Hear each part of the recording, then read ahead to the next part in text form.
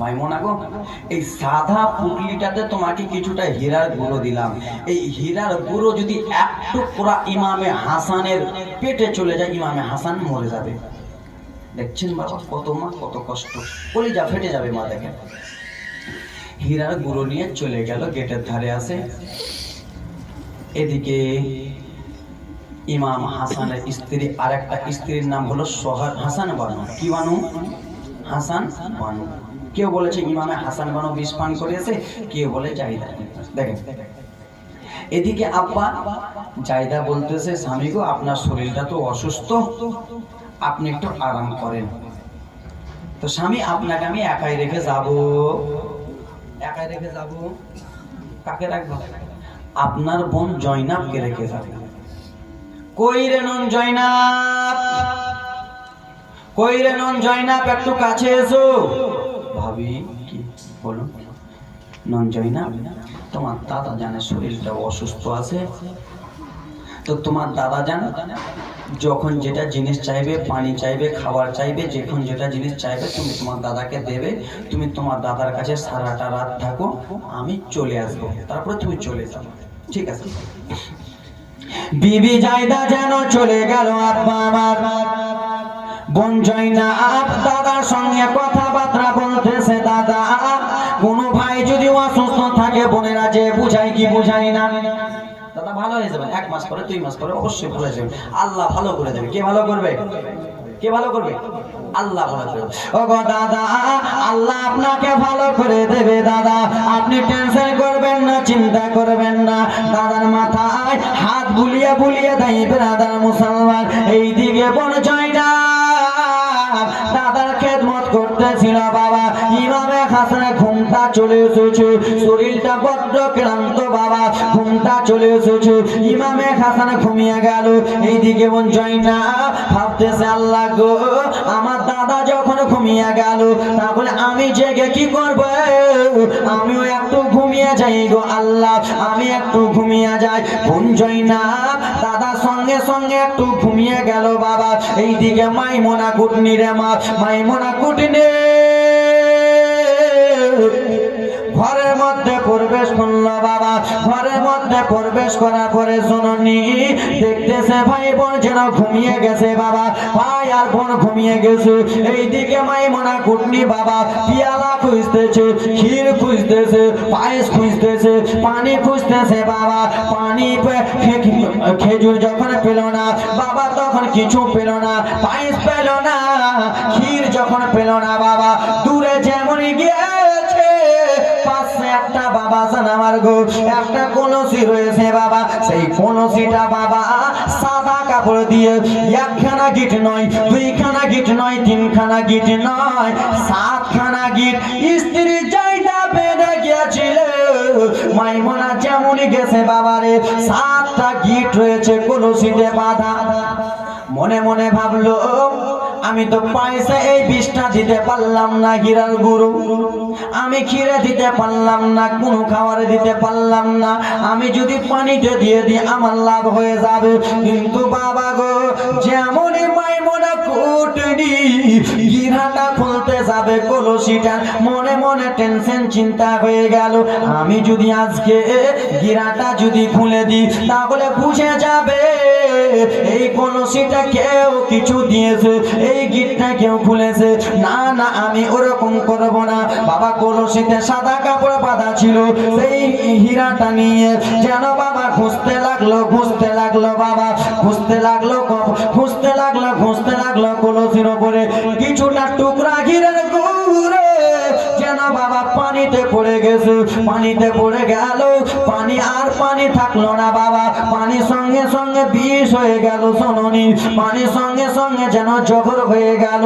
এইদিকে মাইমুনা দৌড়াতে দৌড়াতে যেমনই পালাচ্ছিল বাবা, পায়ের একটু ঠেসা লেগে আওয়াজ হয়ে গেল, নবী মুস্তাফার বড় নওয়াজা। ঘুমটা ভেঙে গেল। যেমনই ঘুমটা ভেঙেছে বাবা দেখতেছে দরজার দিক থেকে বাবা কে যেন চলে গেল, সাদা কাপড় পরে রয়েছে, পায়ের দিকটা দেখতে পেল, মুখমণ্ডলটা দেখতে পেল না। ও জয়নাব উঠো উঠো বোন, আমার শরীরটা ভালো করে না রে বোন। ও গো বোন, তুমি আমাকে একটু পানি দাও বোন, আমার গলাটা পিপাসা রয়েছে, হুলকুমটা একটু ভিজাবো। কিন্তু জয়নাব কে যেন বার হয়ে গেল বোন রে।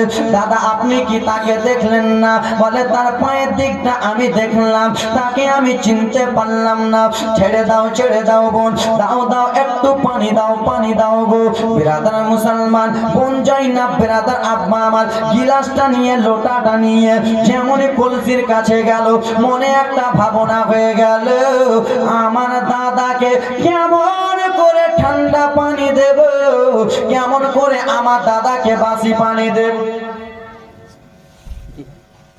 বললো দাদা আপনি শুধু একটু অপেক্ষা করেন দাদা গো, আমি টাটকা পানি আনবো দাদা, টাটকা পানি আপনাকে খাওয়াবো, আমি আপনাকে বাসি পানি দেবো না দাদা। বোন জয়নাব বাবা দৌড়াতে দৌড়াতে টাটকা পানি আনতে চলে গেল, গরম গরম পানি আনতে চলে গেল। এইদিকে বিবি যায় ঘরে প্রবেশ করলো বাবা, যেমনই প্রবেশ করেছে স্বামী ইমামে হাসান ছটপট ছটপট ছটপট ছটপট করে কান্দে। কেন গো সাবে, কিসের জন্য আপনি কান্না করতেছেন? বিবি জাইদা আমার হুলকুমটা শুকিয়ে গেছে বিবি রে, একটু আমাকে শুধু পানি দাও, পানি দাও। সেই সময় বলল গো স্বামী আপনার বোন জয়নাবকে কি আপনাকে পানি দেয় নাই? বলে সে গেছে টাটকা পানি আনতে, গরম পানি আনতে। বলে পাগলিটা একটু তো পানিটা দিতে পারতো হুলকুমটা ভিজার জন্য, ঠিক কিনা? একটু তো পানিটা দিতে পারতো হুলকুমটা ভিজার জন্য, কিসের জন্য দেয়নি? ঠিক আছে স্বামী, আমি তাড়াতাড়ি করে আপনার জন্য পানি আনতেছি। তাড়াতাড়ি করে আব্বা আমার গিলাসটা নিয়ে চলে গেল। আব্বা কলসির কাছে গেছে, জননী আমার কলসির কাছে যেয়ে বাবা কাপড়টা খুললো না, পানিটা ঢেলে নিল। আব্বা পানিটা জহর হয়ে গেছে, বিষ হয়ে গেছে। সেই পানিটা নিয়ে আসা হলো, লাউ লাউ স্বামী এই পানিটা আপনি পান করেন গো স্বামী। যেমনই পানিটা পান করেছে আব্বা, পানিটা যেমনই পান করেছে, পানি চলে গেল পেটে, সঙ্গে সঙ্গে ইমামে হাসানে যেন হুলকুমটা যেন পুড়ে গেল আব্বা, হুলকুমটা জ্বলে গেল। কলিজাতে পানি যেমনই আঘাত করেছে জননী, কলিজাটা যেন জ্বলে গেল আব্বা। ইমামে হাসান বলে বিবি জাইদা তুমি আমাকে কি বিষ পান করালা, কি আমাকে পানি দিলা? না না সাবি, আমি তো কলসিতে গিট বেঁধে গিয়েছিলাম, এই পানিটা তো দিয়েছি। বলে বিবি রে আমার কলিজাটা চটপট চটপট করে, সঙ্গে সঙ্গে নবীর নামাজা জমিনে পড়ে গেলেন বাবা। যেমনই জমিনে পড়ে গেছে, ইমামে হাসানের মুখ দিয়ে যেন কি বার হতেছে বাবা, সাদা সাদা সাদা সাদা ফেদাগুলো যেন বার হতেছে। ইমামে হাসান সেই সবাই বলেছিল বিবি হয়তো আমি আর প্রাণে বাঁচবো না, আর বাঁচবো না বিবি, দুইবার বিষ পান করালো, নানা জানের রওজাতে গেলাম, হয়তো এখন আমি বাঁচবো না, স্বামী আপনাকে নিয়ে যাব। না না বিবি অতখানি আমার কাছে আর টাইম নাই, আমাকে নিয়ে যেতে পারবে না। চটপট চটপট করে কাটা মুরগির মতো যেন কান্না করে, এদিক থেকে এদিক, ওদিক থেকে এদিক যেন লাফালাফি করতেছে। এইদিকে বোন জয়না দৌড়াতে দৌড়াতে আসতেছে বাবা, দেখতেছে দাদা কিসের জন্য এরকম করে কান্না করে। দাদা আপনার কি হয়েছে, আপনি কেন কান্দেন দাদা? সেই সময় ভাবে হাজার বলেছিল বোন জয়না